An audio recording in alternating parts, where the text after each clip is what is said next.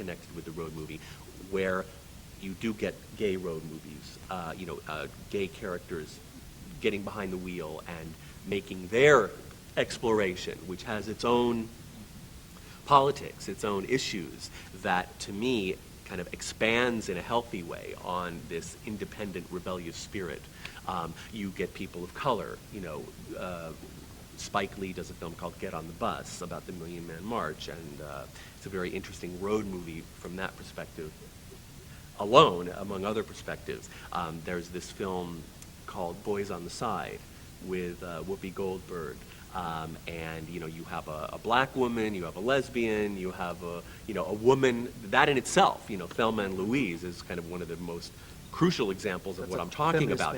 Yeah, it's like a feminist, exactly, it's a feminist road movie that takes the road movie and does the road movie, but deals with all these issues around gender, in a controversial and a provocative way, and in a political way.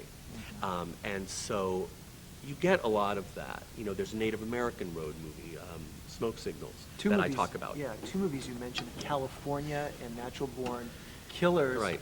Oliver Stone did Natural Born Yes. Killers, of course. They poke fun at the mass media. Yes. And sort of the American obsession with television Yes. and I guess what you would call today reality shows. Right. In some respect. That are Yeah. so surreal, Mm-hmm. Yes, well, California with Brad Pitt and Natural Born Killers with, of course, Mickey and Mallory. Those are part of this other thing happening with the road movie in the 90s, which is the ultra-violent road movie, which again starts with Wild at Heart. And yes, both of those films, but especially Natural Born Killers, really uses the outlaw road movie couple to reflect not only on the road movie genre and the history of that genre and all the cliches and formulas and conventions of what we're talking about, but also, directing a kind of political critique against the mass, the society of the spectacle, the mass media, the mass media's sensationalistic attitude towards violence, and towards these kinds of serial killer outlaw couples. I don't know how effective his critique is. Some people think that the film merely repeats what it's trying to criticize. Other people think that it's really making a very powerful statement against the mass media that loves violence. David, before we close our Yes, show yes. Tonight, I want to ask you two other questions. Sure. What does the future hold for the road movie in 2004 and beyond? Where is it going? I think it's kind of a hard question to answer in a very road movie-esque way, because part of the road movie is that you don't know exactly where you're going, even if you think you do. But my sense is, the road movie, first of all, will continue to be a vehicle for young filmmakers to make independent, low-budget, semi-experimental, and personal films as a starting point for their careers. And I think that, it goes on throughout the 80s and 90s up to today that when filmmakers start out, often they make road movies because somehow it kind of feels right as far as making your first feature film and exploring the possibilities of film language. But I think that there's also a sense that the road movie, they still come out almost, every other month. The road movies just keep coming out right and left, and they're very much part of the contemporary film landscape.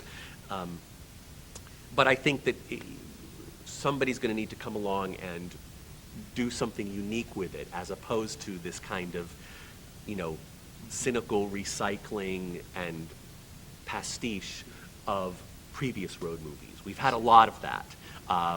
But now we need to do, I think that the road movie needs to be reinvented again, and I'm not quite sure.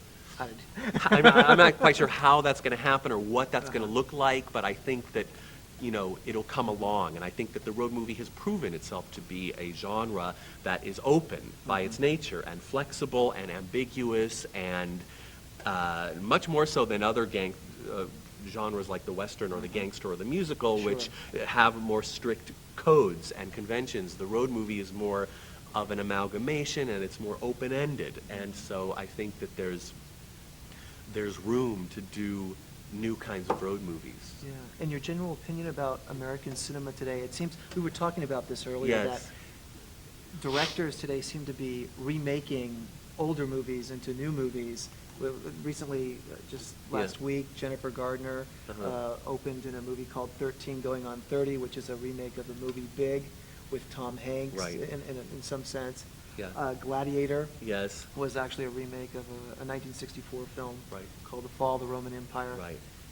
What is, do amateur films hold the answer? Well, for yeah, this? I mean, I think that many of us look to independent films to do new and fresh things with film, and certainly it seems like the center of the film industry, whether it's Hollywood or New York, is just remaking things that have been done, and I think it's a sign of the times. I think it's a sign of a kind of imaginative vacuum that has yet to be filled, and they're as you say, they're remaking things that aren't even that old. I mean, it's one thing to remake, Josie and the Pussycats or the Avengers, TV Right. shows from the 60s where you can kind of bank on the baby boomer audience to go and see Right. these old TV shows like the Brady Bunch as a film, but now they're even remaking things that were just a couple of years old, and so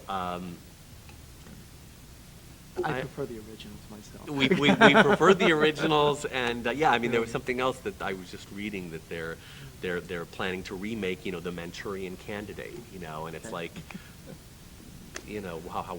why do that? So I think that you have to look to the margins for new and exciting and provocative film.